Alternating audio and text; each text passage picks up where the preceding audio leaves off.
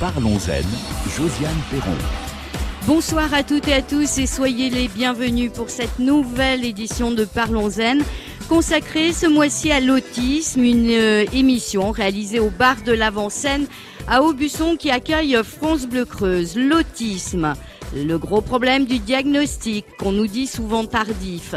Quels moyens y a-t-il? Les préjugés, les actions du réseau Bulle 23, le soutien aux familles, la vie au quotidien. Nous allons évoquer tous ces points avec nos invités. Le docteur Philippe Brosset, directeur du RAPSEAL de Haute-Vienne, nous expliquerons bien sûr en cours d'émission de quoi il s'agit, accompagné de Valérie Moriot, orthophoniste, directrice adjointe, Marie-Christine Schulz, responsable antenne réseau Bulle 23, David Guérino, secrétaire du réseau Bulle 23, réalisateur de Ciné-Bulle, Ingrid Serin, responsable du bureau du secteur d'Aubusson, chargée du groupe Autisme au féminin, Muriel Vigier qui nous vient de Haute-Corrèze, qui nous apportera son témoignage, Muriel accompagnée de sa fille Émilie, et puis également à vous tous, à vous toutes qui êtes venus assister à cette émission, un seul signe de votre part, une envie de dire quelque chose, c'est Antoine qui vous apportera le micro. Parlons Zen, Josiane Perron. L'autisme, ce n'est pas la première fois que nous en parlons sur France Bleu Creuse. Marie-Christine Schulz, en tant que responsable de cette antenne réseau Bulle 23, ce n'est pas du tout un hasard que vous ayez rejoint le réseau et que vous y passiez et consacriez autant de temps. C'est vrai que je suis particulièrement concernée dans la mesure où moi-même j'ai une fille qui est autiste. On a à travers beaucoup de travail, on a obtenu des résultats, on a encore du travail à faire. C'est pas Anaëlle qui va dire le contraire. Elle est dans la salle et puis je vois qu'elle me regarde. Et donc, je me dis qu'aujourd'hui, je peux éventuellement m'entourer de mamans, de parents, de familles qui ont, comme moi, des parcours et qui nous permettront de mettre en chose des activités, des actions, éventuellement des rencontres pour avancer en termes d'autisme en Creuse. Dans l'émission de ce réseau Bulle 23, faire comprendre, faire accepter l'autisme, comment ? Mais on appelle ça en termes généraux de la sensibilisation, mais c'est vrai que ça passe par l'acceptation, ça passe par l'acceptation déjà du diagnostic quand il y en a un, de la difficulté, de l'apprendre à grandir, de l'apprendre à vivre avec l'autisme. Donc c'est tout un ensemble de choses. Nous, ce que l'on fait au sein du réseau, c'est qu'on essaie de s'entraider et puis d'accompagner éventuellement les familles qui apprennent le diagnostic et qui ont des difficultés et qui ont besoin de nous pour des réponses concrètes. Muriel Vigier, vous êtes de Haute-Corrèze, vous êtes infirmière dans un centre médico-psychologique. Le dépistage, à travers ce que vous avez vécu avec votre fille, Émilie, comment ça s'est passé pour vous ? Ça a été très long, parce qu'Émilie, du coup, avait un retard d'apprentissage, déjà à la base. Mais bon, les petites villes comme chez nous, c'est difficile d'avoir des professionnels qui connaissent ces troubles-là. Donc on est passé par l'orthophonie au départ, ensuite avec les psychologues, CMPP. Et moi, ça me satisfaisait pas du tout, quoi, le diagnostic. Enfin, on n'a pas vraiment eu de diagnostic concret, à part en orthophonie où il y avait dyslexie, dysorthographie. Donc déjà, ça expliquait quelques troubles. Mais après, voilà, le parcours, c'est grâce à une institutrice, en fait, qui nous a dit, mais restez pas là, allez voir à Limoges, à Clermont, dans une grande ville, allez voir des professionnels, parce qu'il y a quelque chose d'autre, quoi. Parce que cette petite fille, elle est intelligente, mais elle avait quand même des troubles du comportement importants et que personne ne pouvait comprendre, quoi. Donc, Donc, du coup, voilà, donc on a pris rendez-vous, non pas au CRA, mais au centre de dépistage des troubles d'apprentissage, à Limoges. Donc il a fallu attendre plus de 9 mois pour le premier rendez-vous, ensuite 8 mois pour le deuxième. Enfin bon, ça s'est fait sur 2 ans. Et au final, on est bien tombé sur ce que j'avais, moi, dépisté un petit peu auparavant. Oui, alors justement, à ce propos-là, vous m'avez écrit, je vous cite, lors de l'annonce du diagnostic que j'avais fait 2 ans plus tôt. Oui, en simplement regardant l'émission Le cerveau d'Hugo. J'ai été sensibilisée, je ne connaissais pas trop cette forme d'autisme, même si je connaissais un petit peu certaines choses, mais cette émission, c'est vrai que ça m'a interpellée, quoi. Il y avait des comportements des enfants qui, je me disais, mais il y a quelque chose, quoi. Et donc je suis allée chercher sur Internet, j'ai vu plein de choses, le webdoc, enfin il y a eu pas mal de choses, et j'ai dit, moi je suis sûre que c'est ça, quoi. Donc j'ai contacté le CRA au départ, et là ils m'ont dit, tout ce que nous dites, il y a quelque chose, donc ça serait bien d'explorer. Sauf qu'il fallait que je passe par le CMPP en premier, puisqu'il l'a suivi déjà un petit peu, et le CMPP m'a renvoyé promener en me disant mais ça va pas, mais c'est cher payé pour cette petite, votre fille elle est hystérique, point, le problème c'est la structure familiale. Donc on a fait 1 an de psychanalyse pour rien, la pauvre, donc voilà quoi, et donc entre-temps, donc j'ai contacté le centre de dépistage des troubles d'apprentissage, et puis 2 ans plus tard, on a eu le diagnostic d'autisme de haut niveau, syndrome d'Asperger. Donc voilà, donc soulagement d'un côté et colère de l'autre pour tout le temps perdu. Donc voilà quoi. Ouais, pour vous citer jusqu'au bout, vous m'avez écrit lors de l'annonce du diagnostic que j'avais fait 2 ans plus tôt. J'ai été vite arrêtée par les professionnels locaux. Donc voilà, donc au CMPP, effectivement. Donc vous n'étiez pas écoutée? Du tout. Donc ça a été bloqué tout de suite, donc moi j'ai rappelé le CRA pour dire désolé, mais bon, il n'y a pas de suite, quoi. Visiblement, c'est pas ça du tout. Donc, et donc culpabilité, parce que quand on vous dit c'est cher payé pour cette petite, enfin voilà, on se dit bah mince, qu'est-ce que j'ai imaginé, la pauvre gamine. Enfin, il y a tout un mécanisme où on culpabilise énormément. Déjà que c'est difficile, on se dit mais qu'est-ce qu'elle a, il y a quelque chose. Donc j'ai poussé, je leur ai dit mais faites des tests cognitifs, il y a quelque chose. Elle est intelligente, mais il y a des choses qu'elle ne comprend pas. Enfin, des consignes simples qui sont difficiles à intégrer, il y a quelque chose, quoi. Et non, en fait, elle n'est pas déficiente du tout. C'est tout ce que j'ai pu apprendre. Ça a été un parcours, donc elle a été diagnostiquée à 11 ans. France Bleu Creuse, parlons-en. À vos côtés, Valérie Morio, vous êtes orthophoniste. Vous voyez suivre attentivement les propos de Muriel. Ça commence souvent chez l'orthophoniste? Disons que c'est pas un passage obligé, mais en tout cas avec les difficultés d'apprentissage sont souvent le premier appel à des difficultés des enfants, et on voit très clairement, très souvent chez les enfants avec autisme, des multi-dys, qu'on dit des troubles d'apprentissage à type de dysphasie ou de dyslexie ou de dysorthographie. Donc ils arrivent assez souvent, quand ils arrivent à avoir une place chez l'orthophoniste, dans nos bureaux, et à ce moment-là, si on est un peu spécialisé, parce qu'il y en a quand même très peu des orthophonistes spécialisés, on peut effectivement détecter des choses et envoyer l'enfant dans un service pour un diagnostic. Et en tout cas, on aide tout de suite, on peut apporter une aide tout de suite à une aide familiale pour la guidance des parents, déculpabiliser les parents, aider les enfants, apporter du soutien, en plus de l'aide qu'on peut apporter au niveau des apprentissages. Parce que très souvent, ce sont des enfants extrêmement intelligents, sensibles, avec des problèmes sensoriels. Il y a beaucoup d'autres problèmes autour des difficultés des enfants. Et donc on peut, quand on est un petit peu spécialisé, on peut tout prendre en compte, pas expliquer, mais considérer. En revanche, il y a peut-être peu de médecins spécialisés. Les médecins, alors on a souvent des familles qui arrivent et qui sont déçues de leur médecin traitant. Mais il y a une réelle volonté en ce moment quand même de former les médecins traitants, de former les médecins généralistes en tout cas à l'approche du diagnostic avec le tout petit enfant, et il y a de plus en plus de médecins quand même s'intéressent à ça. Mais c'est vrai que souvent on arrive encore les familles arrivent encore en disant ça fait 2 ans que j'en parle à mon médecin, il a rien vu, je suis déçue, je veux changer de médecin. Voilà, du temps perdu surtout encore actuellement pour les familles. Et justement, pour ne pas perdre de temps sur ce diagnostic, docteur Philippe Brosset, vous êtes le directeur du RAPSEAL de Haute-Vienne. Vous souhaitez déjà peut-être réagir au témoignage de Muriel, à ce qui s'est dit jusque-là? Malheureusement, le témoignage qu'on vient d'entendre n'est pas un témoignage exceptionnel. Malheureusement, ça reflète la réalité du parcours de beaucoup de personnes.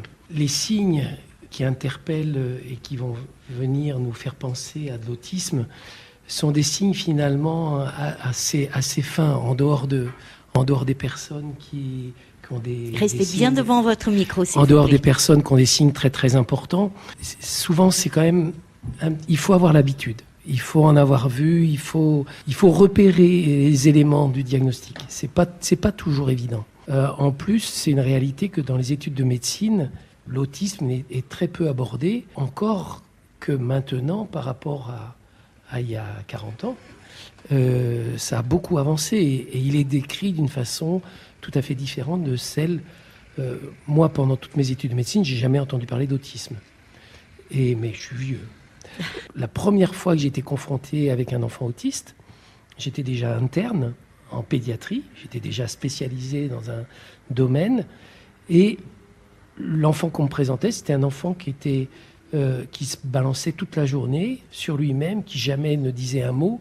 C'était un enfant extrêmement caricatural. Même si c'est imparfait, malgré tout, dans la reconnaissance des signes de l'autisme, il y a eu un chemin énorme qui a été parcouru au cours des dernières années. Alors nous disons autisme, mais il y en a différentes formes. C'est ça. Oui, c'est vrai. L'autisme, si on veut aller jusqu'au bout, il faut dire que l'autisme, c'est pas un diagnostic. L'autisme, c'est une particularité d'une personne. Ce sont des personnes qui ont tout un tas de signes au niveau de la communication, au niveau de leur comportement, au niveau, effectivement, comme le disait Valérie, au niveau de leur particularité sensorielle, au niveau de leur façon de penser, leur façon d'envisager l'exécution d'une action. Tout ça, ils ont tout un mode de fonctionnement très particulier. Et donc, en fait, on n'est pas vraiment dans un diagnostic au sens propre du terme. C'est-à-dire qu'il n'y a pas de prise de sang qui nous dit ça, c'est un autiste, ça, c'est pas un autiste. Il n'y a pas un examen radiologique qui nous dit ça c'est un autiste, ça c'est pas un autiste. Il y a un ensemble de questionnaires, de situations d'examen qui sont de mieux en mieux codifiées, mais qui nous permettent de dire cette personne-là appartient au groupe des personnes autistes. C'est à ça qu'on arrive quand on fait ce diagnostic. Parlons-en, Josiane Perron. En revanche, ce que l'on entend beaucoup, c'est l'importance de diagnostiquer le plus tôt possible. Alors ça, c'est une réalité, c'est une certitude. On sait que les jeunes enfants ont une plastie cérébrale. Ils sont capables de modifier leur mode de fonctionnement si on les met en situation de le modifier. Et inversement, si on ne fait pas le diagnostic tôt, d'abord, on se prive de toute une possibilité d'apprentissage très jeune et de correction d'un certain nombre de choses. Et d'autre part, on laisse s'installer des mauvaises façons de fonctionner qui vont nous conduire à aggraver le handicap de la personne. C'est-à-dire on rajoute un handicap à un autre handicap. Valérie Moriot, vous souhaitiez intervenir sur ce diagnostic. Pour parler des signes d'appel aussi, chez les tout-petits, les signes d'appel sont souvent des troubles du comportement. Encore chez les tout-petits, on a des enfants très agités, avec des problèmes de sommeil, des problèmes d'alimentation, des enfants qui sont difficilement scolarisables, même à la maternelle. Donc ça, c'est souvent les signes d'appel quand même des petits, et pas forcément des enfants qui sont de pas bon niveau, même des enfants de très bon niveau, parce que justement, ils ont un fonctionnement si particulier qui fait qu'ils ne rentrent pas dans le comportement codé des enfants ordinaires.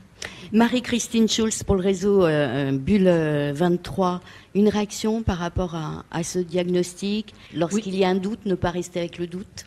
Moi, je pense sérieusement que si on a vraiment un doute, il faut y aller, il faut aller auprès des bonnes personnes. Alors, les bonnes personnes, on les connaît maintenant, c'est le centre expert justement de Limoges, et avec le docteur Lemonnier entre autres, ou sinon vous avez le centre de ressources autisme qui se trouve à Île, à côté de Limoges. Moi, je voudrais simplement revenir sur le terme autisme en lui-même.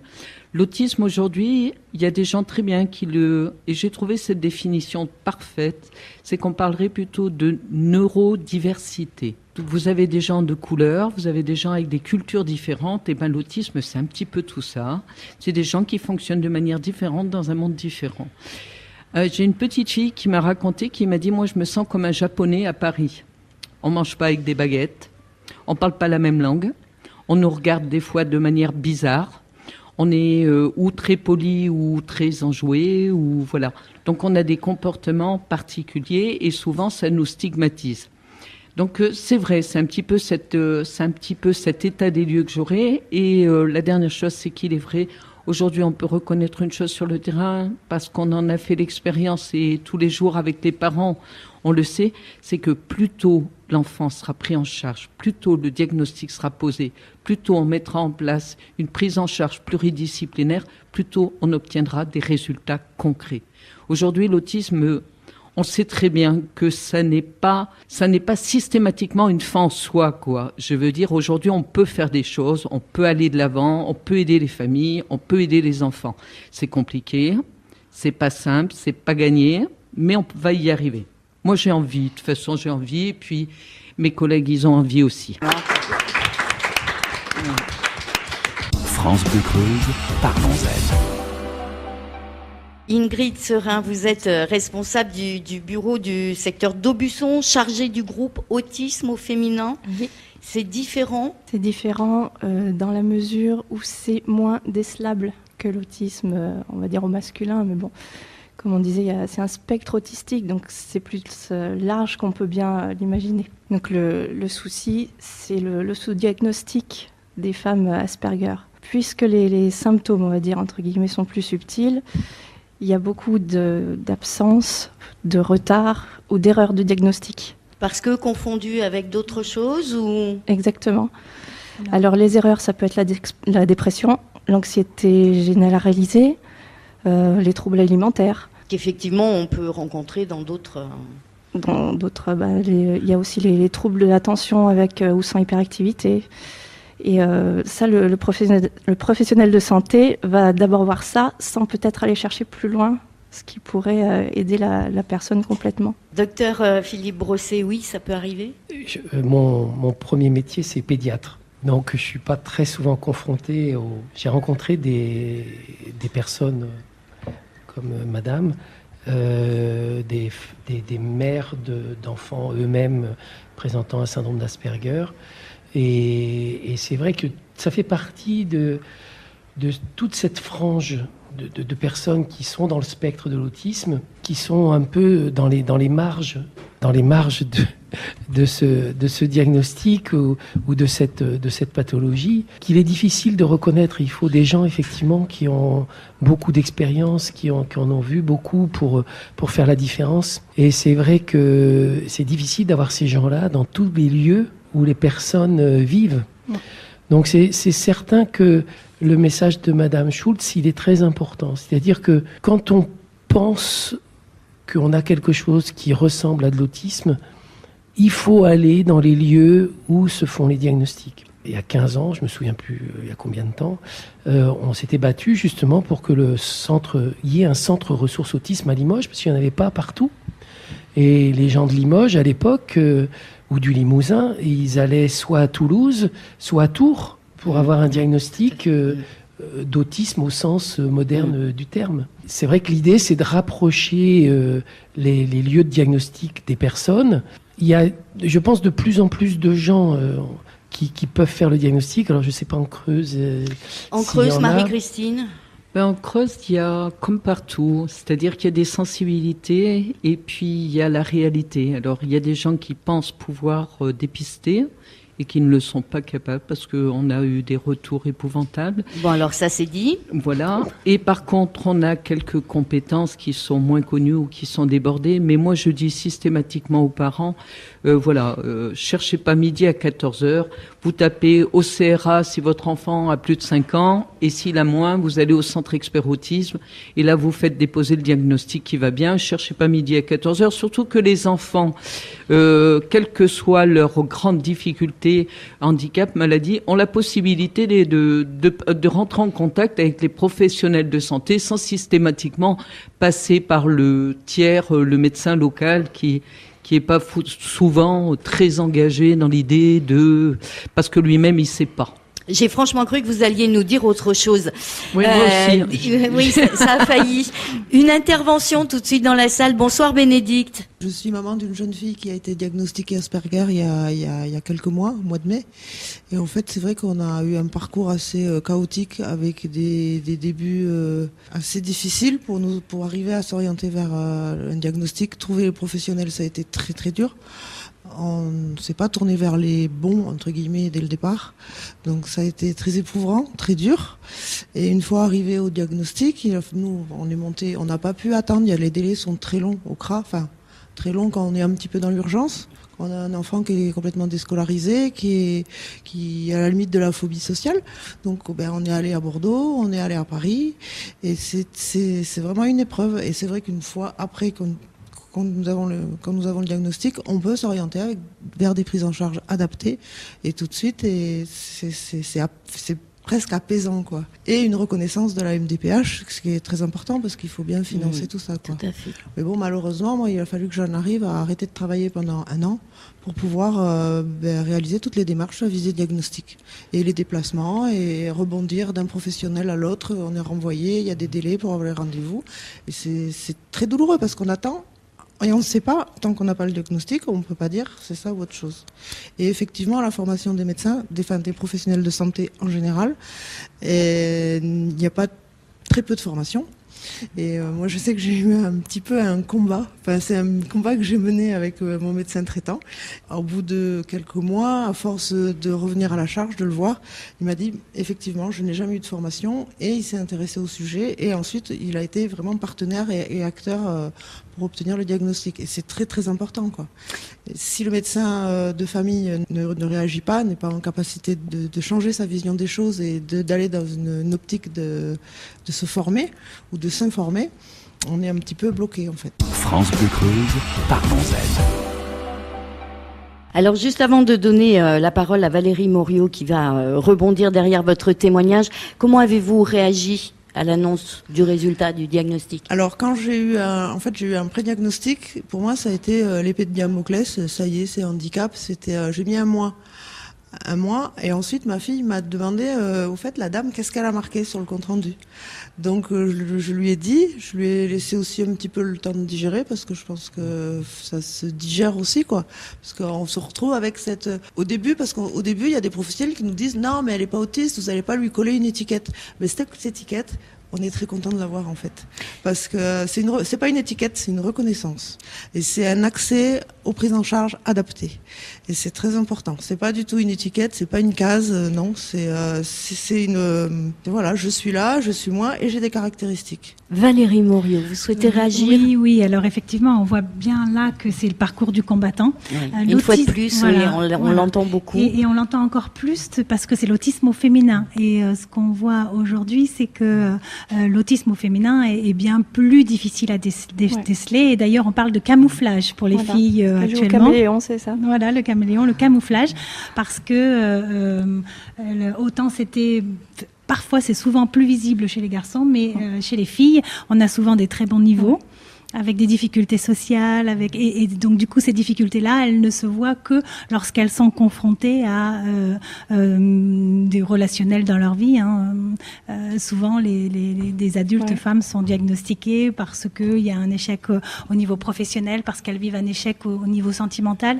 Là, on parle de prévalence de l'autisme. Jusqu'à maintenant, on disait une fille pour 4... une fille pour 4 garçons, c'est ça. Et là, actuellement, on est en train de réviser. J'étais en congrès la semaine dernière sur la recherche en autisme et on est en train de dire que l'autisme au féminin est de plus en plus donc diagnostiqué et on est en train de changer un petit peu la prévalence et de se dire c'est plus 1 pour 4 mais c'est plus 2 pour 4 actuellement. Donc on est carrément en train de changer. On s'inquiète pas pour elles en fait. Elles ont l'air, c'est le problème des apparences, elles ont l'air tellement normales mais en fait on ne sait pas ce qui se cache dessous. Voilà, elles ont tellement appris jeunes les codes. Ça va très vite en plus. Donc, et puis elles intériorisent tout ce qui est difficile. C'est vrai, quand on est une fille, on est moins mise en avant que les garçons sur la réussite scolaire déjà, mais quand en plus il n'y a pas de problème, on ne va pas aller chercher plus loin. Si elle n'a pas trop d'amis, c'est pas grave, elle est intelligente, elle va s'en sortir. Et non, pas toujours. Si au niveau du social ça coince, ça va mal aller à un moment ou à un autre. Avant de donner la parole à David, Muriel, Marie-Christine, j'ai pas rêvé, c'est bien des filles que vous avez. Et oui. Oui, c'était un petit peu le terrain. Et puis il y a surtout, j'ai écouté une émission avec Joseph Chauvanet, Monsieur Talmet, et puis le docteur, son nom m'échappe, mais c'est quelqu'un de très connu, dans l'autisme. Et il parlait justement des difficultés sociales des filles, les filles diagnostiquées autistes. Tony Atwood. Voilà, c'est ça. Et il parlait justement des difficultés sociales des filles. Moi, ce qui m'a fait très très peur, c'est en fait quand j'ai su que malheureusement, dans toute cette difficulté, il y avait les abus sexuels qui étaient faits sur les jeunes femmes autistes. Et c'est là que je me suis dit, il faut quand même faire quelque chose. Nous, ici, en Creuse, on a des filles de tout âge, des filles qui vont grandir, qui vont devenir des femmes. On a des femmes autistes qui ont des difficultés de sentiments, qui ont des difficultés de relations sexuelles, qui ont des... Voilà. Mais de là à arriver un jour à apprendre parce qu'on n'en a pas parlé, parce qu'on n'a pas fait le nécessaire, qu'on a une de nos jeunes filles qui s'est faite violer, je pense que ce serait Je pense que pour moi, déjà en tant que femme, c'est déjà même pas pensable. Mais en plus, si c'est... Non, c'est épouvantable, quoi. Donc il faut faire quelque chose. L'autisme au féminin, c'est une réalité. Voilà. C'est une réalité. Voilà. On a monté aussi un groupe autisme adulte, parce qu'on a beaucoup parlé des enfants, mais je pense que les filles ont été suffisamment laissées pour compte. Donc aujourd'hui, il faut vraiment faire des choses pour les aider. Voilà, ben ça c'est dit également.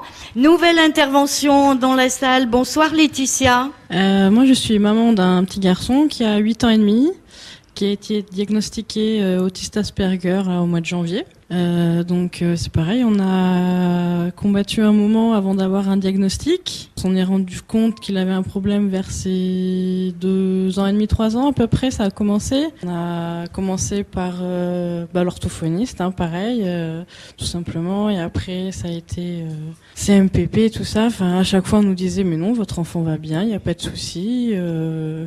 Juste un peu agité, il est intolérant à la frustration, ça on nous l'a dit beaucoup. On a dit oui, mais bon, à un moment donné, il va peut-être falloir nous dire autre chose, parce qu'intolérant à la frustration, c'est bien, mais il y a autre chose, quoi. Ça suffit pas. Donc, il va falloir nous dire plus. Et donc, je me suis beaucoup renseignée parce que, sur l'autisme, j'avais vu des reportages dessus, des enfants autistes Asperger, et je retrouvais beaucoup mon fils là-dedans. Et donc à partir de là, je me suis renseignée sur Internet pour savoir où est-ce que je peux me renseigner un peu mieux par rapport à l'autisme. Et donc là, j'ai vu le CRA de Limoges. Donc j'ai pris contact avec eux et du coup, ça a quand même été... j'ai écouté d'autres mamans qui ont galéré, je pense un peu plus que moi quand même. Moi, ça a été en 1 an, le diagnostic a été posé, donc je pense que, à partir du moment où on a fait les démarches pour les rendez-vous, donc je pense que, on a plutôt un peu de chance de ce côté-là. Il nous reste encore beaucoup de choses à faire, bien sûr, mais je pense qu'on est dans une bonne voie. France Bleu Creuse, parlons-en. Une bonne voie, en revanche, vous semblez tous et toutes unanimes autour de ce parcours de galère pour obtenir un diagnostic. Muriel, votre fille est avec vous ce soir ? Oui. Elle est scolarisée ? Elle est scolarisée en 5e, donc au collège normal. Est-ce qu'elle veut nous dire quelques mots, Émilie ? Bonsoir, Émilie. Bonsoir. Comment ça se passe à l'école ? Bof. Bof, t'aimes pas trop y aller ? C'est pas trop ça, c'est surtout les relations avec les autres qui me gênent. Et du coup, j'ai du mal à accepter d'aller à l'école. Qui me laissent souvent à l'écart, ils me disent pas tout. Et je pense qu'il y a des choses qui se disent derrière mon dos. Et je sais pas, je pense que ça se passe un peu mal, je trouve. Et est-ce que tu n'as pas, par exemple, une bonne copine avec qui tu peux parler des fois ? Si, elle a des difficultés aussi en classe. Mais elle n'est pas autiste et elle s'appelle Léa. Elle prend tout le temps soin de moi, donc moi je rends. Tu aimerais que les autres élèves, des fois, se rapprochent de toi ? Tu aimerais parler un petit peu plus de l'autisme avec eux ? Parfois, quand il y en a des profs qui parlent un peu de ça en cours ou quand il y a les réunions, et c'est à ce moment que je dis tout le temps qu'est-ce que ça peut être, car ils me le demandent, ils s'intéressent, mais le problème c'est qu'ils vont pas vouloir faire les choses comme il le faut, et la concentration aussi en classe. D'accord. C'est le plus dur surtout. France Bleu Creuse, parlons-en. Avec nous également ce soir David Guérino, secrétaire du réseau Bulle 23, réalisateur de Cinébulle. Votre lien finalement avec l'autisme, avec le réseau ? Alors moi, mon lien avec Réseau Bulle, c'est au début j'étais à Autisme Inclusion en Creuse, qui était l'ancienne association de Marie-Christine Schulz. Et en fait, moi à la base, je suis juste venu pour l'aider pour la partie communication, tout ce qui était plus ou moins numérique. Et du coup, quand elle a ouvert l'antenne 23 de Réseau Bulle France, je me suis dit, je continue à aider, moi, il n'y a pas de problème. Et puis du coup, au fur et à mesure, on a avancé un petit peu, on a fait des shootings photos, donc qui étaient dans mes compétences. Et puis après, du coup, quand on a parlé justement de faire la journée mondiale de l'autisme sur le thème des préjugés, je me suis dit, pourquoi pas casser les préjugés avec un court-métrage, en faisant faire un court-métrage aux jeunes autistes, vu que c'est... on va dire que la partie audiovisuelle et court-métrage nécessite d'être en équipe. Donc de travailler en symbiose ensemble, et du coup je me suis dit, s'ils arrivent tous à se mettre ensemble et à faire un projet, ça cassera quelques préjugés, quoi. C'est souvent les préjugés comme quoi les autistes sont pas capables de travailler ensemble ou de travailler avec des personnes extérieures. Si on arrive à faire ça, c'est banco pour avancer contre les préjugés, justement. Il et elle se prêtent bien au jeu du Cinébulle. Oui, ça fonctionne très bien, puisque c'est eux qui ont écrit le scénario entier du premier court-métrage. C'est même eux, je sais que par exemple, il y a Louis Klein, l'un des jeunes qui fait partie de Cinébulle, qui, lui, a décidé carrément de s'intéresser à l'audiovisuel encore plus, puisque quand il était au lycée, il a pris option cinéma, pour pouvoir justement apprendre des trucs et pouvoir les utiliser pendant les ateliers Cinébulle. Parlons-en, installé au bar de l'Avant-Seine à Aubusson pour évoquer l'autisme à travers le dépistage, la prise en charge, le devenir de ces enfants qui vont grandir. Nous parlons de tout cela avec nos invités, Marie-Christine Schulz pour le réseau Bulle 23, le docteur Philippe Brosset, directeur du RAPSIAL de Haute-Vienne, Valérie Moriot, directrice adjointe, orthophoniste, David Guérino, secrétaire du réseau Bulle 23, réalisateur de Ciné-Bulle, Ingrid Serin, responsable du bureau secteur d'Aubusson, chargée du groupe Autisme au féminin, Muriel Vigier, Haute-Corrèze, qui nous a apporté son témoignage. Et puis vous, dans la salle, qui pouvez continuer à prendre la parole, à la demander, à vous exprimer. Il suffit tout simplement de nous faire un léger signe. France Bleu Creuse, parlons-en. Parlons-en, là, ce soir, au bar de l'Avant-Seine à Aubusson. Parlons-en également sur la page Facebook de France Bleu Creuse. Je vais vous livrer ce message tel que nous l'avons reçu. Celui d'une maman. Je suis la maman d'un garçon autiste de 12 ans. Notre vie est intense, compliquée au quotidien. Je suis contente que l'on en parle, qu'on explique pour faire connaître ce handicap au grand public. Et elle nous rajoute, il n'est pas facile de trouver des personnes qui connaissent et comprennent nos difficultés. Docteur Philippe Brosset, un commentaire pour tout ce qu'on a dit déjà sur cette première demi-heure. On comprend bien que le diagnostic, c'est long à obtenir pour diverses raisons. On ne sait pas trop où s'adresser. Est-ce que ça veut dire que quelque part, il faudrait développer d'autres moyens que ceux que l'on a actuellement? Le diagnostic, c'est long à obtenir dans sa forme complète. Personnellement, il m'arrive de rencontrer des enfants, de les voir dans la salle d'attente et de savoir qu'ils sont autistes en quelques minutes. Dans ces conditions-là, à la fin de la consultation, et c'est dans les recommandations de la Haute Autorité de Santé, on peut dire cet enfant est à 99% de risque effectivement d'être autiste. On en est intimement persuadé sur tous les signes dont on vient de parler. Et à partir de ce moment-là, dès ce moment-là, on peut commencer à le prendre en charge selon ses besoins, tout en continuant à mettre en place la démarche de diagnostic plus complète dont il aura besoin pour le restant de sa vie. Il faut qu'il ait une démarche de diagnostic complète. Il faut qu'il ait les différents tests, questionnaires et les différents tests pour avoir un diagnostic précis. On peut, en une heure, en interrogeant la maman, en regardant l'enfant, voilà, on sait si oui ou non il appartient au spectre de l'autisme. Alors il y a des dossiers plus compliqués, des dossiers peut-être de certaines jeunes femmes qui seront plus difficiles à aller plus loin. Mais un enfant de 5 ans dans la salle de consultation, dans la salle d'attente, le diagnostic il est fait parfois en 1 minute. Valérie Moriot.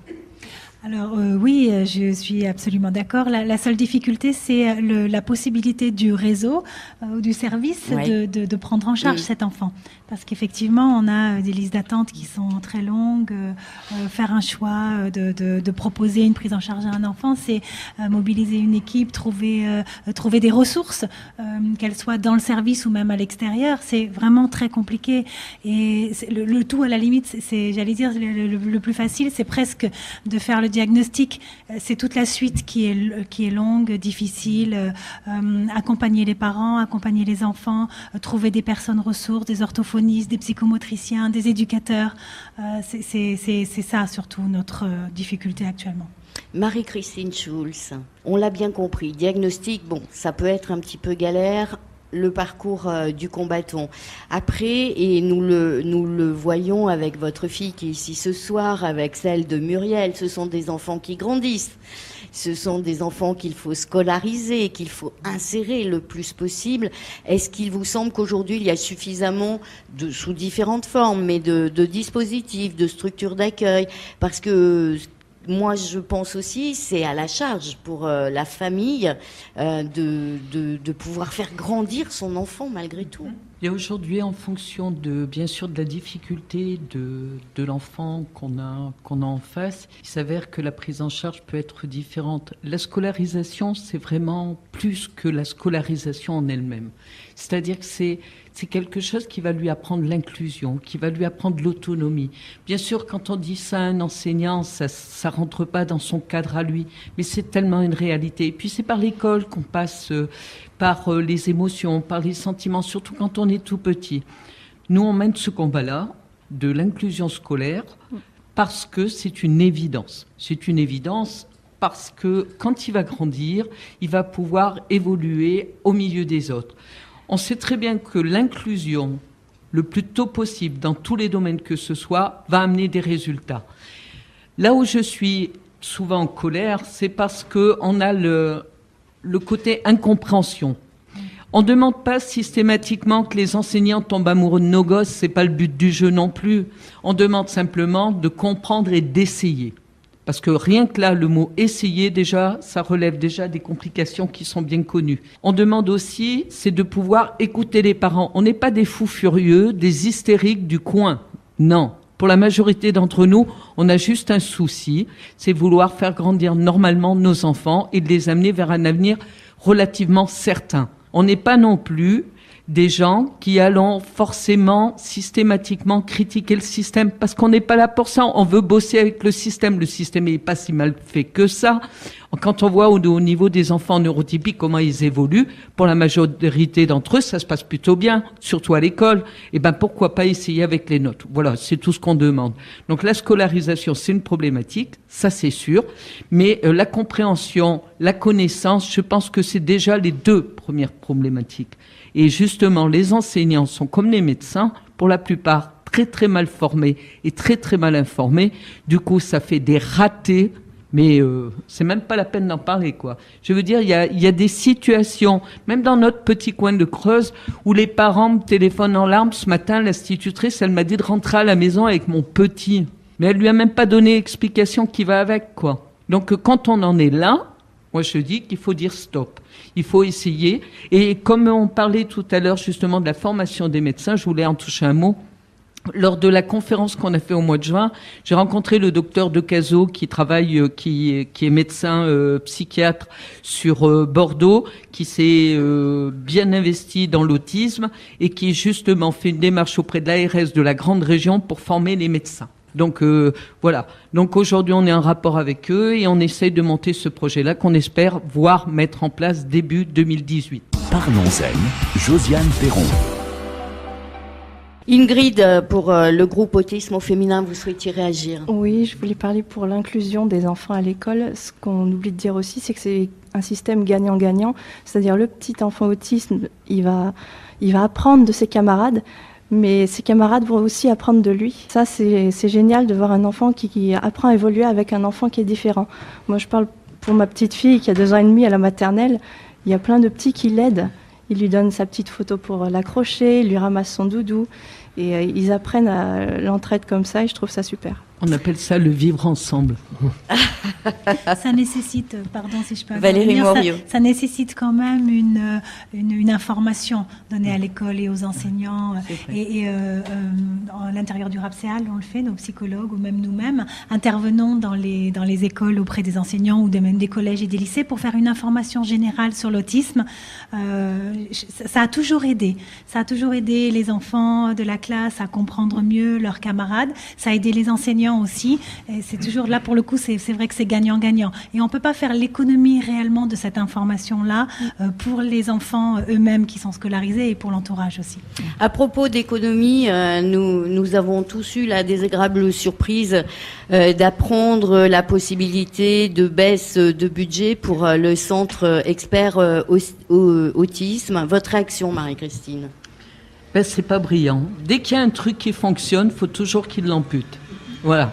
Alors, je peux comprendre qu'il y ait une espèce d'accumulation, parce qu'il y a le CRA qui fait bien le job, et les intervenants au niveau du centre expert travaillent aussi pour le CRA.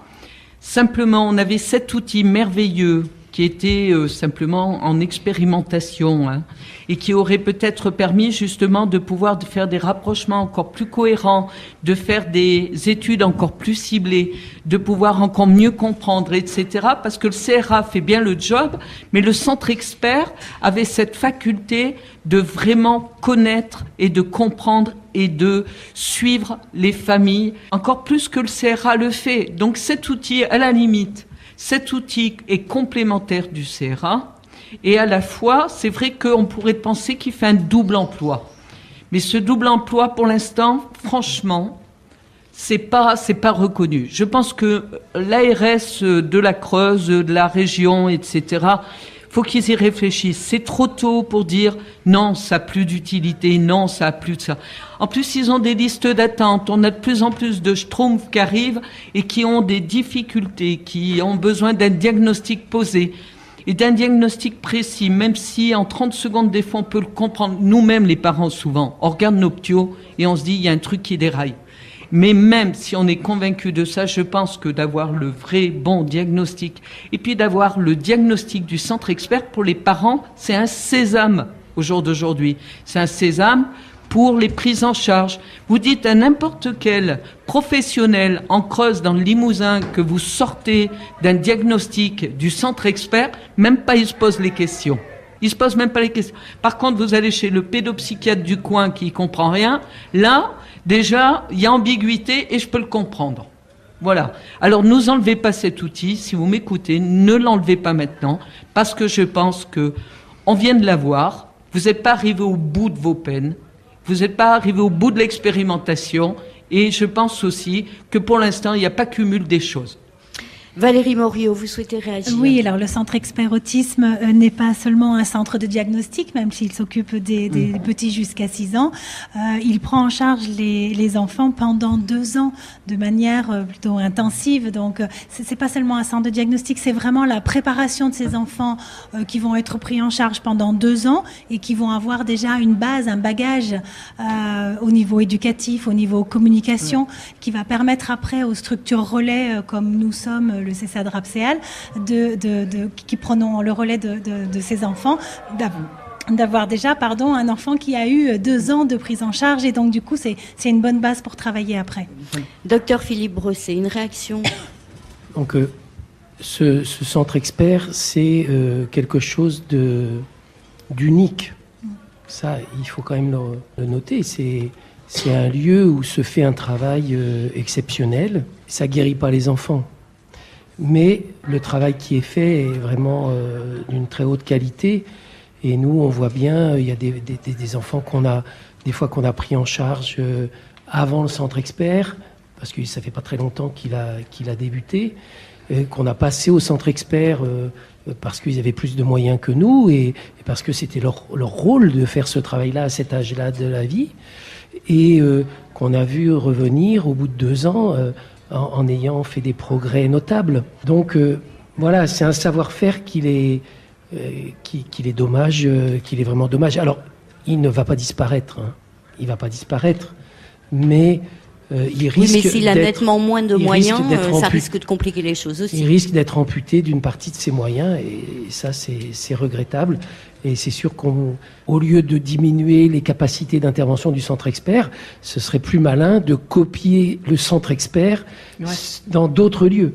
Parce que c'est ça, l'idée initiale de ce centre expert, c'était d'être un lieu de démonstration de ce que pouvait donner ce genre de structure, et ensuite espérer que ce soit dupliqué dans d'autres lieux en France. Et voilà, c'est pas ce vers quoi on semble s'orienter. En sachant que ce 3e plan autisme en France 2013-2017 a été doté de 205 millions d'euros, en sachant que la France aurait toujours du retard par rapport à ses enfants autistes, mais aussi pour les adultes. Muriel, vous en Haute-Corrèze, alors... Vous vous dites quoi avec ce que vous nous avez dit au début de cette émission, la galère pour trouver les bons professionnels, un centre qui est certes toujours existant mais remis quelque peu en cause au niveau de ses moyens, qu'est-ce que vous vous dites ? C'est inquiétant, c'est sûr, pour les autres enfants, justement, qui risquent de ne pas avoir de diagnostic précoce, quoi, parce que quand on voit la difficulté que c'est, quand ça arrive tardivement, c'est vrai que ça m'inquiète. D'autres réactions ? Ingrid, peut-être.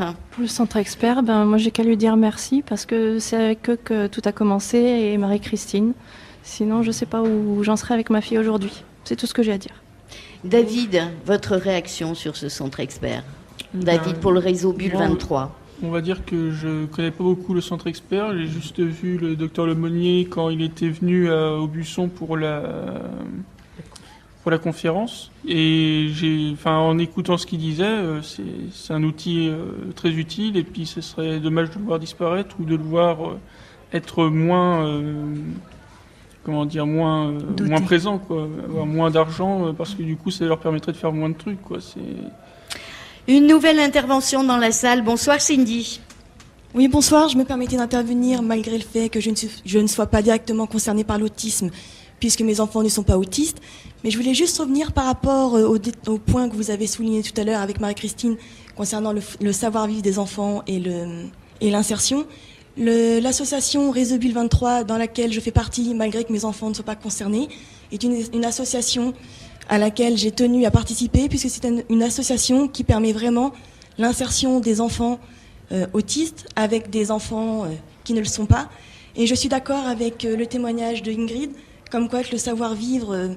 Le fait de laisser des enfants en contact et faire des activités avec d'autres enfants qui sont autistes, c'est favorable autant pour les uns que pour les autres. Et je tenais également à préciser que le Réseau Bulle 23 est une association vraiment des plus remarquables, et que s'il y avait d'autres bénévoles qui voulaient éventuellement venir avec nous, je pense qu'il n'y aurait aucun souci pour eux, puisque le partage, le bonheur de voir des adultes ou des enfants participer à des activités ensemble sans préjugés, ça devrait, et c'est ouvert à tous, et c'est bien dommage que des personnes aient des préjugés et ne se déplacent pas pour venir voir sur place à nos activités les bienfaits que ça apporte à tout le monde. Marie-Christine Schulz, à propos, si nous restons encore quelques instants sur ces moyens financiers, même si on connaît bien le combat acharné de l'association Réseau Bulle 23, est-ce qu'il n'y a pas des fois où on se dit quand même, mais c'est le monde associatif qui fait en lieu et place de ce qui pourrait être fait par des services de l'État, par exemple? Mais disons que ce qui serait parfait, c'est qu'on bosse tous ensemble. Ça commence à venir, parce que dernièrement, je suis allée travailler avec l'ADAPI, la Page, l'UNADAF. En fait, toutes ces associations qui accueillent des personnes avec handicap, ce serait trop compliqué. On a des associations de famille. Et on s'est posé enfin les vraies questions. C'est-à-dire qu'au jour d'aujourd'hui, au lieu que chacun fasse sa purée dans son coin, ce serait bien qu'on arrive à monter quelque chose de concret, avec les administrations aussi, parce que là, on est sur un projet quand même qui va être assez extraordinaire. C'est que les quatre administrations principales qui sont concernées par le handicap vont se retrouver ensemble avec les associations de familles et les familles et faire une vraie rencontre sur une journée, genre forum, mais des administrations. Parce que aujourd'hui, on arrive à communiquer ensemble. Bon, c'est pas tous les jours la panne. C'est parfois un petit peu galère. Mais dans l'ensemble... J'étais certaine du bémol. Hein. Oui, mais on avance. On se fait plus la tête, on se tire plus dans les pattes. On arrive à communiquer. Je suis souvent avec eux, parmi eux. Ils reconnaissent leurs difficultés. Nous, on reconnaît aussi nos difficultés parce que on vit pas chez les bisounours non plus. Mais on avance. Donc au jour d'aujourd'hui, je dirais qu'il y a encore du boulot parce que la France, en termes d'autisme, a du retard. Mais ça, c'est pas moi qui le dis, tout le monde le sait. Mais je pense que aujourd'hui, du fait qu'on est en Creuse, qu'on n'est pas super nombreux et que les gens s'aperçoivent qu'en bossant ensemble, on crée des choses concrètes. Bon, les administrations, les écoles s'y collent aussi et on avance. Voilà. Moi, je pars dans le positif dans la mesure où on est parti de rien. Et aujourd'hui, on a obtenu pas mal de petites choses. Je sais que tous les jours, j'ai des parents qui pleurent encore et j'en aurai tout le temps. Mais je leur dis, voilà, ensemble, on peut y arriver. Et aujourd'hui, si on arrive à communiquer sur des dossiers de terrain avec la MDPH, en parlant directement aux responsables, en passant le coup de fil qui va bien, je me dis, continuons dans cette dynamique, parce que ce qui s'est passé pendant des années, c'est plus au goût du jour, il faut passer à autre chose. Ingrid, vous souhaitiez réagir? Je voudrais rajouter pour les personnes qui sont intéressées par le syndrome d'Asperger au féminin, il existe des super nanas, les Aspergirls, on les appelle, donc la minorité parmi la minorité, comme le dit Rudy Simone, qui elle-même a fait plusieurs livres sur le sujet. Donc je vous donne le nom de Rudy Simone. Il y a aussi Super Pépette, Julie Dachès, qu'on trouve sur YouTube ou qui a un vlog. Tout à fait. Et elle a un blog aussi d'ailleurs. Elle a fait une BD, cette super nana, qui s'appelle La différence invisible. Les illustrations, c'est Mademoiselle Caroline et je trouve cette BD super. Et aussi, il y a les tribulations d'une Aspergirl, je vais y arriver, par Alexandra. Pareil, c'est un blog avec tout un tas de petits articles et c'est du bonheur. Le tout pour ne pas rester seul. Et nous arrivons au bout de cette émission Parlons Zen consacrée à l'autisme. Je vous propose en quelques mots un dernier tour de table. Tout d'abord, nous allons commencer avec vous, Marie-Christine Schulz. Réseau Bulle 23, votre mot de la fin pour aujourd'hui. On fait quand même, on se bouge pas mal. Mais bon, on avance quand même dans la mesure où il y a 2 ans que ça, on était 3. Aujourd'hui, chez Réseau Bulle, on est 45, 47 adhérents, quelque chose comme ça. Et puis on est 48 adhérents et donc on est 200 familles. Voilà. Donc ça veut dire qu'aujourd'hui on avance. J'aimerais qu'on continue à avancer ensemble parce qu'il n'y a que comme ça qu'on obtiendra des résultats. Et j'incite les familles qui n'ont pas justement qui se retrouvent un peu seuls comme ça, de ne pas hésiter de venir nous voir parce qu'on accueille, non seulement on peut vous aider dans des petites choses, mais on peut aussi vous permettre de vous sortir de l'isolement si vous êtes personnellement ou une famille de personnes autistes. Voilà. Docteur Philippe Brosset, directeur du RAPSEAL de Haute-Vienne, votre mot de la fin.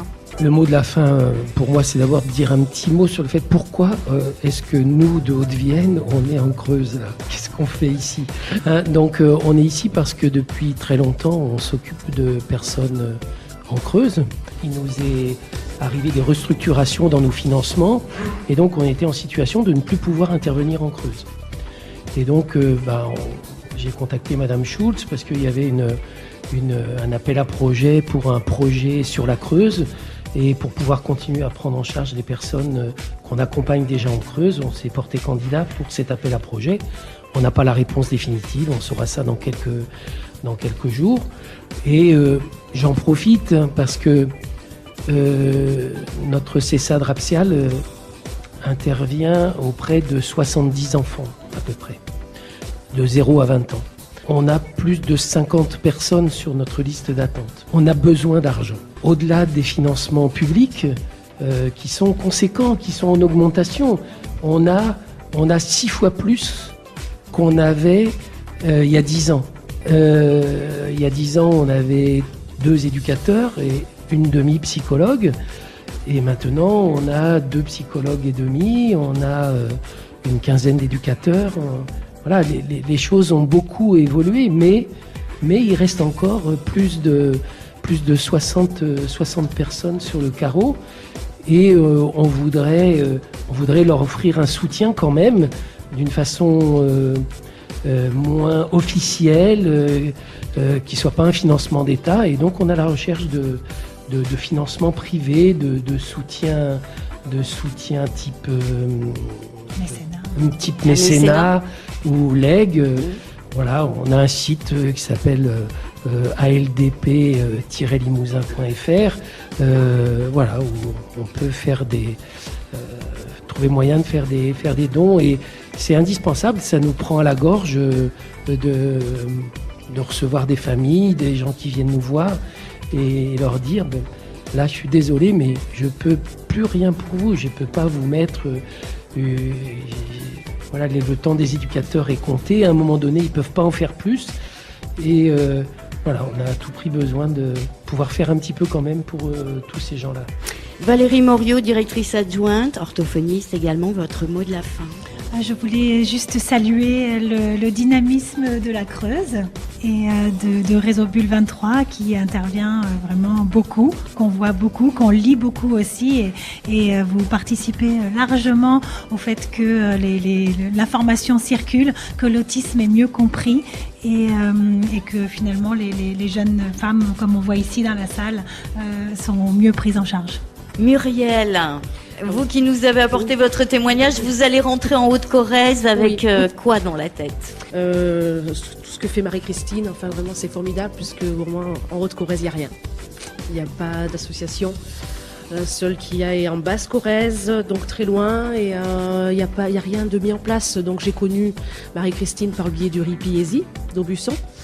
Ma fille vient pour des groupes d'habileté sociale, et du coup je l'ai amenée à des animations faites par Réseau Bulle, et j'ai eu une petite fille qui a passé des super journées, quoi. Donc c'est très important, parce que voilà, je trouve que la Creuse bouge beaucoup. Et bon, on va vous envoyer un petit bout de Réseau Bulle, pas tout. Ingrid. Oui. J'aimerais dire à toutes les mamans, tous les parents, même qui se posent des questions, n'hésitez pas, surtout restez pas seuls. David. Moi, je vais juste dire que j'espère qu'avec Cinébulle, on va réussir à faire bouger les choses, essayer de faire ouvrir les yeux aux gens, ça va arrêter les préjugés sur les autistes. Je souhaite une longue vie à l'association Réseau Bulle, et puis à tous ceux qui veulent faire bouger la cause. Merci à vous de vos interventions également dans la salle. Je vais vous souhaiter une bonne soirée, et je crois que le Réseau Bulle, effectivement, on pouvait les applaudir parce qu'il y a du boulot. À bientôt. Merci à vous.